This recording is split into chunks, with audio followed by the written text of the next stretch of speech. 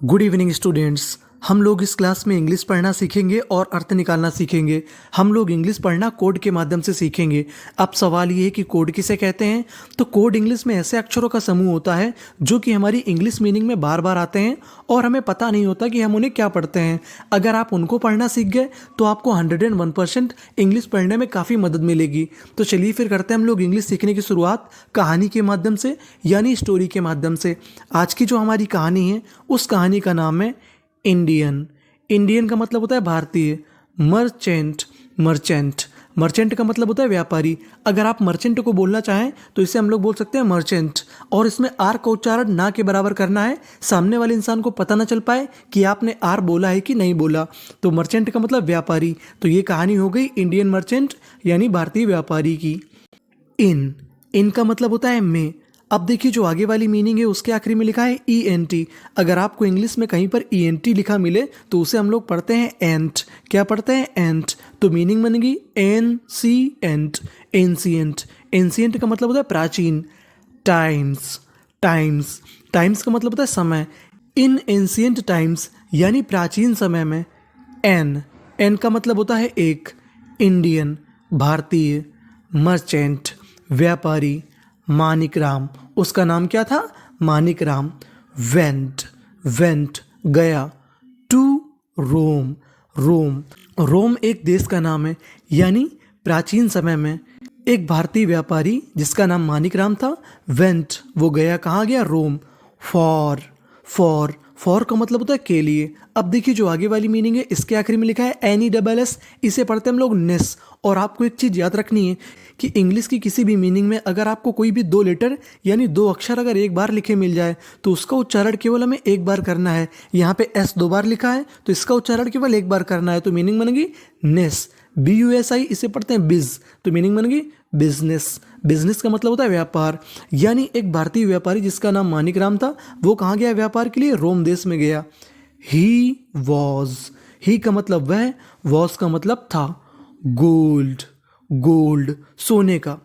TR tray, DER इसे पढ़ेंगे डर। देखिए अगर आपको इंग्लिश की किसी भी मीनिंग के आखिरी में ER लिखा मिले तो उसे हम लोग पढ़ते हैं अर। क्या पढ़ते हैं? अर। तो मीनिंग बनेगी ट्रेडर। ट्रेडर का मतलब होता है व्यापारी। हिज उसकी।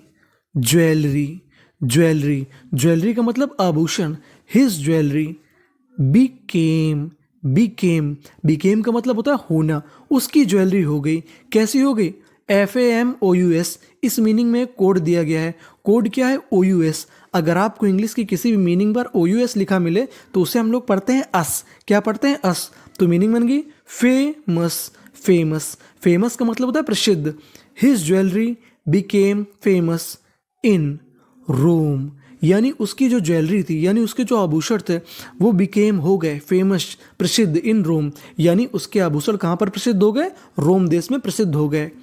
ही वॉज, वह था। ग्रेट, ग्रेट का मतलब महान और अच्छा दोनों होते हैं। इन में। मेकिंग, मेकिंग, मेकिंग का मतलब होता है बनाने में। अब देखिए जो आगे वाली मीनिंग है आखिरी में है DID, डिड। SPLEN, spleen. तो मीनिंग बन गई स्प्लेंडिड। स्प्लेंडिड का मतलब होता है शानदार। वो शानदार था इन मेकिंग, बनाने में, स्प्लेंडिड, शानदार। डिजाइंस, इसे हम लोग पढ़ते हैं डिजाइंस। डिजाइंस का मतलब तो आपको पता ही होगा कि डिजाइंस का मतलब होता है नक्काशी या आकृति।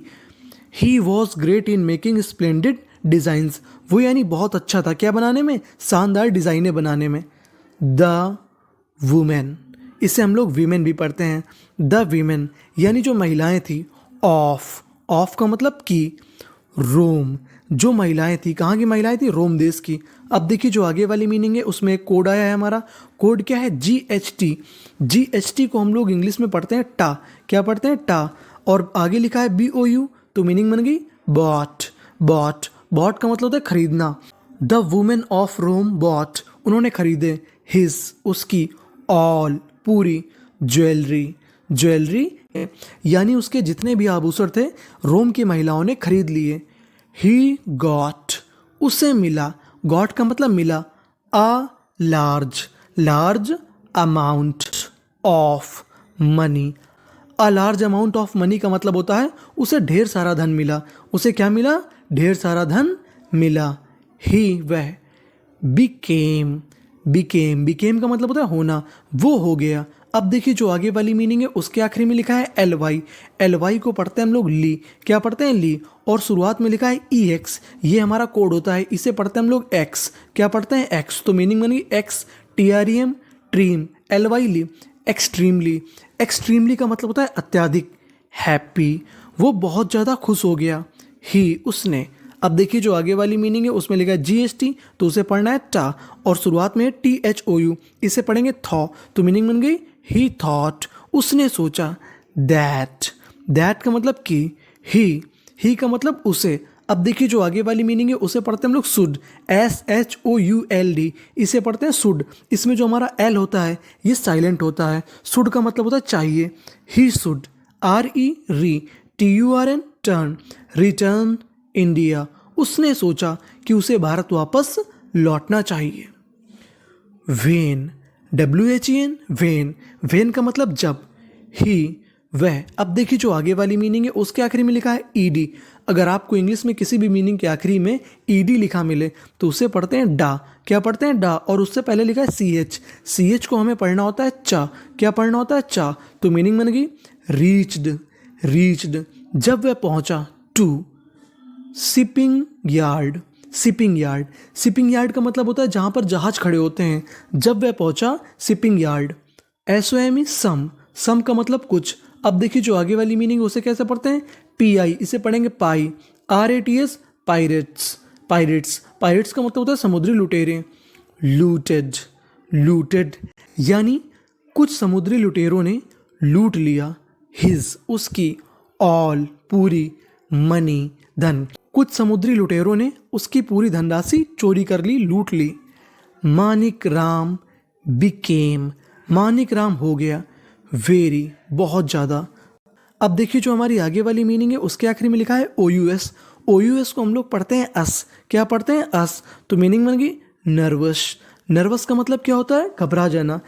Manik Ram became very nervous, Manik Ram बहुत ज़्यादा घबरा गया, एंड, और, एक्सट्रीमली सैड, और बहुत ज़्यादा दुखी हो गया, ही, वह, वेंट, वेंट, वो गया, to the, C O U R T से पढ़ते हैं कोर्ट, कोर्ट, कोर्ट का मतलब होता है दरबार, ऑफ, के, रोमन किंग, अब वो रोमन किंग के दरबार में गया, ही, एस ए आई डी, इसे पढ़ते हम लोग सैड, सैड, सैड का मतलब कहा, ही सैड, उसने कहा, दैट, दैट का मतलब कि, आई एम, मैं हूँ, from, F R O M, from, from का मतलब होता है से, फ्रॉम इंडिया, उसने कहा कि मैं भारत से हूँ, एंड, और, आई, मैं, लॉस्ट, लॉस्ट, लॉस्ट का मतलब होता है खो देना, I lost my all money, Manik Ram ने कहा कि मैंने अपना पूरा धन खो दिया है। द किंग सैड, राजा ने उत्तर दिया, यानी राजा ने कहा, W H A T, what, what का मतलब क्या, शुड, चाहिए, आई डू, राजा ने कहा कि मुझे क्या करना चाहिए, मर्चेंट, व्यापारी ने। देखिए जो आगे वाली मीनिंग है उसकी शुरुआत में लिखा है आर ई, अगर आपको इंग्लिश मीनिंग की शुरुआत में आर ई लिखा मिले तो उसे 90% हम लोग री पढ़ते हैं, और आगे लिखा है आई ई डी, आई ई डी हमारा कोड होता है, इसे पढ़ते हम लोग आइड, क्या पढ़ते हैं आइड, तो मीनिंग बन गई रिप्लाइड, मर्चेंट रिप्लाइड, व्यापारी ने उत्तर दिया, आई एम, मैं हूँ, जी यू ई एस टी से पढ़ते हैं गेस्ट, गेस्ट का मतलब होता है अतिथि, इन योर, तुम्हारे, C O U N T R Y, country, country का मतलब देश, यानी merchant replied I am guest in your country, यानी व्यापारी ने उत्तर दिया कि मैं तुम्हारे देश में अतिथि हूँ। ट्रीट मी, ट्रीट का मतलब होता है पेश आना, ट्रीट मी लाइक, की तरह, आ गेस्ट, उसने कहा कि मुझे आप गेस्ट के तरीके ट्रीट करो, यानी एक अतिथि के तरीके आप व्यवहार करिए।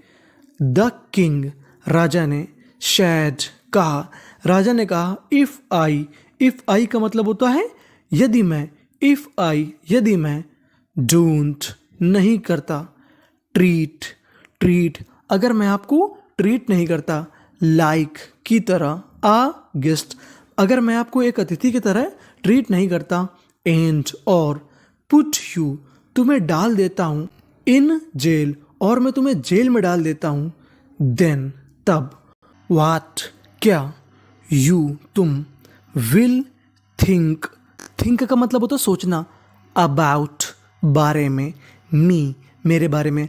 राजा ने कहा कि अगर मैं तुम्हें जेल में डाल देता हूं तो तुम मेरे बारे में क्या सोचोगे। Manik Ram said to king, Manik Ram ने राजा से कहा कम टू इंडिया, यानी तुम कभी भारत आओ।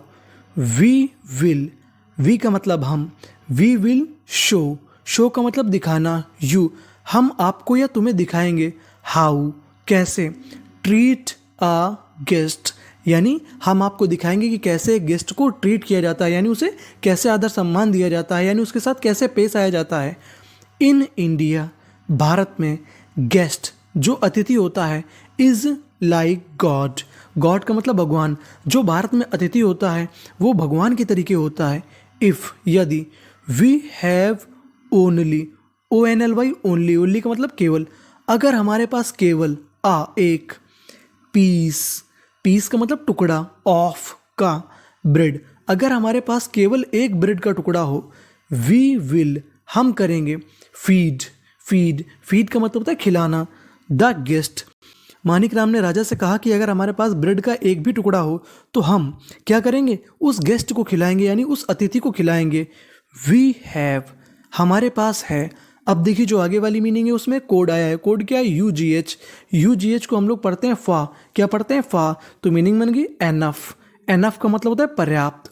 और इसके आगे वाली मीनिंग में भी एक कोड है, कोड क्या है, ई एन सी ई, ई एन सी ई को हम लोग पढ़ते हैं एंस, क्या पढ़ते हैं एंस, तो मीनिंग बन गई पेशेंस। उसने कहा कि हमारे पास पर्याप्त धैर्य है, टू लिव रहने का, विदाउट फूड, उसने कहा कि हमारे पास ऐसा धैर्य है कि हम खाना ना खाएं तो भी हम लोग रह सकते हैं।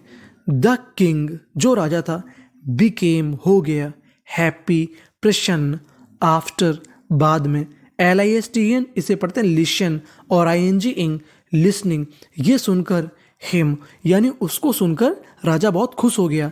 ही उसने, ऑर्डर्ड, ऑर्डर्ड उसने आदेश दिया, हिज आर्मी अपनी सेना को, to catch, T C H ये भी कोड होता है, इसे पढ़ते हैं चा, टू कैच पकड़ो, द पायरेट्स समुद्री डाकुओं को तुम पकड़ो, राजा ने आदेश दिया। एंड और, गेव हिम उसे दे दिया व्यापारी को, 10,000 गोल्ड कॉइन्स उसको 10,000 सोने के सिक्के दे दिए।